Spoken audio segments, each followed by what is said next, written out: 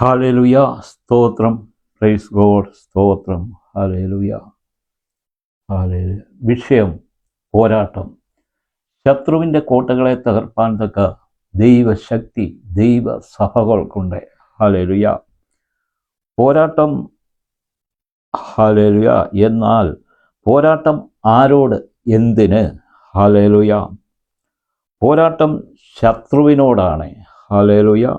കാരണം ഹല്ലേലൂയ നമ്മൾ ഹല്ലേലൂയ സ്വീകരിച്ചിരിക്കുന്ന രക്ഷയുടെ മാർഗം, ക്രിസ്തുമാർഗം, അതിൽ നിന്നും ഒരു ദൈവമകനെ മകളെ ദൈവത്തിൽ നിന്നും അകറ്റാൻ സാത്താൻ എപ്പോഴും ശ്രമിച്ചു കൊണ്ടിരിക്കുന്നു. അവന് തന്ത്രം ഉണ്ട്. ആ തന്ത്രം പ്രവർത്തിക്കുകയാണ് അവൻ ചെയ്യുന്നത്. നേരിട്ട് പ്രവർത്തിക്കില്ല. നമ്മുടെ ആത്മീയ ലെവൽ അനുസരിച്ചാണ് അവൻ്റെ പ്രവർത്തനം. ഹല്ലേലൂയ. അവൻ ഒന്നും പറയാതെ വരുമ്പോൾ, അവന് ഒന്നും ചെയ്യാൻ പറ്റാതെ വരുമ്പോൾ, അതായത് നമ്മുടെ അകത്ത് കടപ്പാൻ പറ്റാതെ വരുമ്പോൾ, പുറത്തുകൂടി നമ്മെ ഹല്ലേലൂയ അശക്തരാക്കുവാൻ അവൻ തന്ത്രം മെനയുന്നു. ഹല്ലേലൂയ. സ്തോത്രം. ഹല്ലേലൂയ. ഹല്ലേലൂയ. ഹല്ലേലൂയ. മെനയുന്നു. ഈ തന്ത്രത്തെയാണ് ഒരു ദൈവ മകൾക്ക് തോൽപ്പിക്കുവാനുള്ളത്, ശത്രുവിൻ്റെ തന്ത്രത്തെ. ഹല്ലേലൂയ. ഹല്ലേലൂയ. പ്രിയരേ, എങ്ങനെ പ്രവർത്തിക്കണം? യേശു ജീവിതത്തിൽ കൂടെ നമ്മെ പഠിപ്പിച്ചു. സ്നേഹം, സമാധാനം, സന്തോഷം, ദീർഘക്ഷമ, പരോപകാരം, ഇന്ദ്രിയജയം. ഹല്ലേലൂയ. ഹല്ലേലൂയ. ഹല്ലേലൂയ.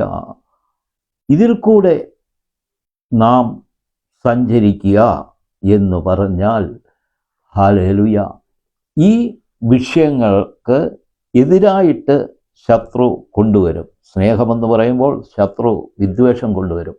അങ്ങനെയുള്ള പ്രശ്നങ്ങൾ ശത്രുവിൻ്റെ സ്വഭാവ രീതിയാണ്. ഹല്ലേലൂയ. അത് ദൈവ സ്വഭാവ രീതിക്ക് എതിരായിട്ടുള്ളതാണ് ശത്രുവിൻ്റെ ഹല്ലേലൂയ സ്വഭാവ രീതി. ഹല്ലേലൂയ. ആ സ്വഭാവ രീതിയെ നമ്മൾ ദൈവത്തിൻ്റെ സ്വഭാവ രീതി കൊണ്ട് എതിരിടണം. സ്നേഹം, സമാധാനം, സന്തോഷം, ഇവയാൽ അതിനോട് നാം എതിരിടണം. അപ്പോൾ അവൻ്റെ തന്ത്രം പൊളിയുമ്പോൾ അവൻ മാറിപ്പോകും. നമുക്ക് ജയമാണ്. തീർച്ചയായും നമ്മൾ ഈ ദൈവിക സ്വഭാവത്തിൽ നിൽക്കുമ്പോൾ, അതായത് ദൈവത്തിൻ്റെ ഇച്ഛ, ഹിതം, ഹല്ലേലൂയ, ചട്ടം, പ്രമാണം, ഇതിൽ കൂടി നിൽക്കുമ്പോൾ പരിശുദ്ധാത്മാവ് നമ്മോട് കൂടെയുണ്ട്. ഹല്ലേലൂയ. ശത്രുവിന് അടുക്കുവാൻ കഴിയില്ല. ഹല്ലേലൂയ. സ്തോത്രം ചെയ്യുന്നു. നന്ദിയോടെ സ്തോത്രം ചെയ്യുന്നു. ഹല്ലേലൂയ. ഹല്ലേലൂയ. ഹല്ലേലൂയ. ഹല്ലേലൂയ. കർത്താവിൻ്റെ ഹിതവും ഇച്ഛ, പ്രമാണം, ഇത് അനുകരിക്കുക.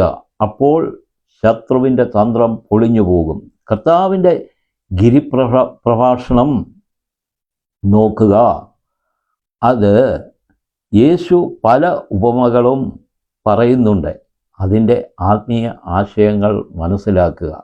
ആത്മീയ ആശയങ്ങൾ എപ്പോഴും മനസ്സിലാക്കണമെങ്കിൽ കൃപാവരം, അതായത് അഭിഷേകം വേണം. പരിശുദ്ധാത്മാവ് നിങ്ങൾക്ക് കാണിച്ചു തരും. ഭയപ്പെടേണ്ട ആവശ്യമില്ല. എന്നാൽ നാം ഹല്ലേലൂയ നമ്മൾ കൃപാവരം പ്രാപിച്ചിരിക്കണം. അതായത് അഭിഷേകത്തിൻ്റെ ഫലമാണ് കൃപാവരം. അത് പ്രാപിച്ചാൽ ഹല്ലേലൂയ ഹല്ലേലൂയ കൃപാവരങ്ങളും അഭിഷേകവും കിട്ടും. ഹല്ലേലൂയ ലഭിക്കും. ശത്രുവിനോട് പോരാടണമെങ്കിൽ കൃപാവരം പ്രാപിച്ച് അഭിഷേകത്തിൽ നിറയുക. ഹല്ലേലൂയ. കൃപാവരം എന്നാൽ അഭിഷേകത്തിൻ്റെ ഫലമാണ്. അതായത് അഭിഷേകത്തെ ആ ഫലത്തിൽ കൂടെ മറ്റുള്ളവർക്ക് കാണുവാൻ കഴിയും. നമുക്ക് അത് മനസ്സിലാക്കുവാൻ കഴിയും. ഹല്ലേലൂയ. അതിൽ കൂടെയാണ് ഹല്ലേലൂയ ഹല്ലേലൂയ ഹല്ലേലൂയ ഹല്ലേലൂയ പരിശുദ്ധാത്മാവിനാൽ അത്ഭുതങ്ങളും അടയാളങ്ങളും നടക്കും. ഹല്ലേലൂയ. ഇതാണ് പെന്തക്കോസ്ത് ആത്മീയ അനുഭവം. ഈ നടക്കുന്ന അത്ഭുതങ്ങളും അടയാളങ്ങളും പെന്തക്കോസ്ത് ആത്മീയ അനുഭവമാണ്. Hallelujah, hallelujah. ഈ അനുഭവമാണ് പെന്തക്കോസ്തിനെ മറ്റ് ക്രിസ്ത്യാനിറ്റിയിൽ നിന്നും വേർപെടുത്തി നിർത്തിയിരിക്കുന്നത്. ഇതാണ് പുതിയ നിയമം. കർത്താവായ യേശുക്രിസ്തു ഇതാണ്. കർത്താവായ യേശുക്രിസ്തു പഠിപ്പിച്ചത് ഇതാണ്. ഹല്ലേലൂയ, ഹല്ലേലൂയ. കൃപാവരം പ്രാപിച്ച് അത്ഭുതങ്ങളും അടയാളങ്ങളും ചെയ്ത് ശത്രുപാളയത്തിൽ നിന്നും ജനം കർത്താവിങ്കിലേക്ക് ഓടിക്കൂടുമ്പോൾ ഹല്ലേലൂയ, എതിർ ശത്രു ഹല്ലേലൂയ എതിർപക്ഷത്ത് നിന്നുകൊണ്ട് കർത്താവിനെ ക്രൂശിക്കാൻ നോക്കുന്നു. ഹല്ലേലൂയ. എന്നാൽ ക്രൂശിക്കുന്നത് തിരുവചന പ്രകാരമാണ്, തിരുവെഴുത്ത് പ്രകാരമാണ്. അത് സംഭവിക്കുമ്പോൾ, ക്രൂശിൽ മരിച്ചു കഴിയുമ്പോൾ, കഷ്ടമേറ്റ് മരിച്ചു കഴിയുമ്പോൾ അവൻ ശത്രുവിനെ ജയിച്ചു. അതായത് ദൈവീക സ്വഭാവം ഹല്ലേലൂയ, ഹല്ലേലൂയ എടുക്കുന്നത് കൊണ്ടാണ് ശത്രുവിൽ നിന്നും ജയമെടുത്തിരിക്കുന്നത്. ഹല്ലേലൂയ. ആ ജയമാണ് ഹല്ലേലൂയ നമ്മെ മുന്നോട്ട് നയിക്കേണ്ടത്. ഹല്ലേലൂയ, ഹല്ലേലൂയ, ഹല്ലേലൂയ. അതായത് ഹല്ലേലൂയ. എഫേസ്യർക്ക് എഴുതിയ ലേഖനം 6-ാം അധ്യായം 10 ഹല്ലേലൂയ 14 തൊട്ട് 18 വരെ പറയുന്നു. ഹല്ലേലൂയ. അത് കർത്താവിൻ്റെ സർവായുധ വർഗമാണ്.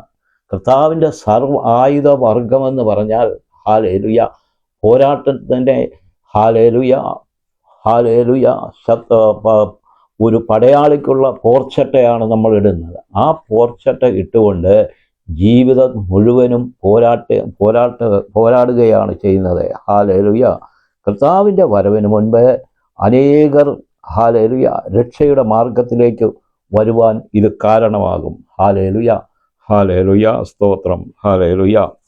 കർത്താവിൻ്റെ സർവായുധ വർഗം എന്താണെന്ന് നമുക്ക് നോക്കാം. ഹല്ലേലൂയ. സത്യം അരക്ക് കെട്ടിയും നീതി എന്ന കവചം ധരിച്ചും. അതായത് മനസ്സിലാക്കുക, അരയ്ക്ക് കെട്ടുകയാണ്. ഒരു അല്പം കൂടെ ഇടമില്ലാതെ അരയ്ക്ക് എപ്പോഴും കെട്ടിയിരിക്കുകയാണ്, എപ്പോഴും അരയിൽ കിടക്കുകയാണ്.